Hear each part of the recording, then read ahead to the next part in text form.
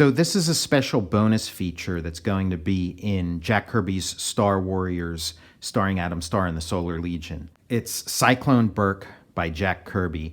And I did what this is I did a remix of one of Jack Kirby's first comic strips, and certainly his very first sci-fi adventure strip, Cyclone Burke. It's sort of cut from the cloth of like a Buck Rogers story. Cyclone Burke is a World War I flying ace who goes through this sort of negative zone and finds himself in the distant future. And it was a comic strip. As far as I know, it was never published at the time it was made. Jack Kirby was working for Harry T. Elmo's Lincoln Features Syndicate. It was a syndicate that made newspaper comics, sort of, like a third-tier newspaper comic syndicate that would make these cheapo knockoffs of popular comic strips and try to sell them wherever they can. And sometimes they were unable to sell them, which I think is what happened to Cyclone Burke. I think that just sort of, sat unused until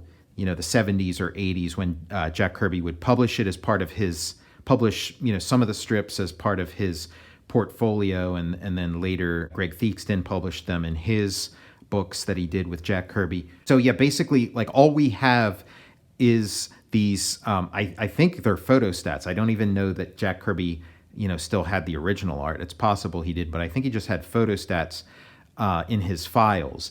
And they were torn. There was, this panel had some dialogue missing. This panel had basically, most of this panel was missing. You had almost the entire picture and then just some words. And so part of my, restoration or remixing was just trying to figure out what I think, some of these missing words were in some of these panels, this panel too. And then just creating what I thought Jack Kirby was, my best attempt at drawing what I thought Jack Kirby was trying to draw in this missing panel. I made other adjustments. In some cases, I would, flip the direction of some of the panels just to make for a better reading experience.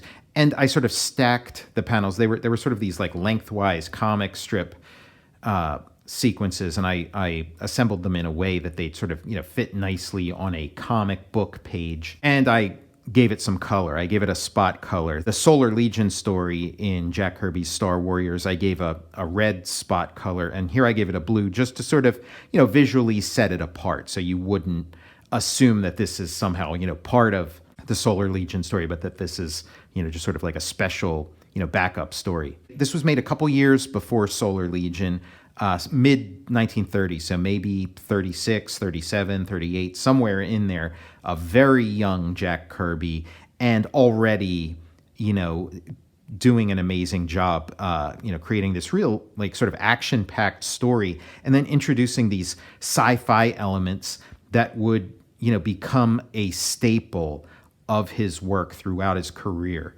The bullets do not come as Cyclone's plane plunges into a black vibrating mass that flashes across the heavens, swallowing pilot and plane, and disappears as mysteriously as it came, leaving no trace of the Allied ship or its pilot. So this is literally a black bolt and leading to a negative zone. It's not called a negative zone. Cyclone's plane turns end over end as it plunges ever downward into a pitch black sea of emptiness. But it feels like an early iteration of the negative zone, which, Kirby would, go on to, explore in the Fantastic Four. So just, looking at these early Jack Kirby comics like Solar Legion and like Cyclone Burke, we're really seeing a very nascent version of the Jack Kirby we know. And so many of the elements are really there from day one, and sort of, gives an extra insight into, his creative process and maybe, who was responsible for what in his, famous collaborations with Stan Lee and even with Joe Simon. A sparkling aura of brilliant green light emanates from the body of pilot and plane. So just some of that, Kirby energy. Now, the original comic was signed by Bob Brown. It was one of the pseudonyms that Jack Kirby had been working under at this time. He worked under a number of pseudonyms: Lance Kirby, Jack Curtis. anything but Jack Kirby. Really, as far as I know, Solar Legion is the first appearance of the name Jack Kirby. But for this remix, it just seemed ridiculous to me to say by Bob Brown. So it's by Jack Kirby. Here's where the story continues, and now he's in the future.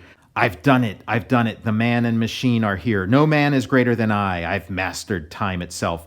What has happened to Cyclone? Who is this satanic-looking man who claims to have bridged the gap of time? So we have this sort of prototype of, a classic Jack Kirby villain, just, with this, Widow's Peak. Dracula had already come out by this point. And this panorama here, this is again like just a prototype of what we'd see from Kirby again and again. These like beautiful, sci-fi architectural landscapes, and just very original. Very like you see the sort of tropes and things of this era and of like the sci-fi pulps that Jack Kirby was, such a student and fan of. But you're also seeing, some like a very original approach to it, an original approach to that sort of playground of design. And then you get this just really amazing robot with retract tentacles. This robot with these tentacles, these sort of segmented robotic tentacles that again we would see in later Kirby creations, and that sort of segmented metal aesthetic, like the Destroyer has in Thor. It's such a Kirby signature, and became just a part of one of Kirby's innovations that just gets adapted across the board in comic books and superhero comics by others, like you'd see on Colossus from the X-Men. Just, really just, beautiful design there, some great action and gestures. This is the final panel. Oh, Rex, can't we do something to save him? Who is this strange couple that are so anxious to save Cyclone from his desperate plight? Perhaps we'll never know. Because that was all there was of Cyclone Burke. Unfortunately, it ends on a cliffhanger. This is all there is, but I just thought it would be just like an amazing thing to highlight and share with people and present in a way it's never been presented before. Solar Legion itself is so early. It's such early Kirby, but there's even, some Jack Kirby sci-fi hero stuff that predates it, and this is it. This is it. Perhaps we'll never know. This is all that exists of Jack Kirby's first Buck Rogers-style character, Cyclone Burke, which he created in the mid-1930s for Harry T. Elmo's Lincoln Features for newspaper syndication. He signed it under the pen name Bob Brown, which was his standard procedure at the time, working under a number of pseudonyms, including Lance Kirby and Jack Curtis. These comics were kept for decades in Jack's personal files and provide an early glimpse of his unique science fiction designs and themes that defined his later work. So Jack Kirby's Star Warriors, starring Adam Starr and the Solar Legion, will be in comic stores next month in September. And here's just like a little added bonus that you're going to find in that comic. I can't wait to get this comic in my hands. I can't wait to get this comic in your hands.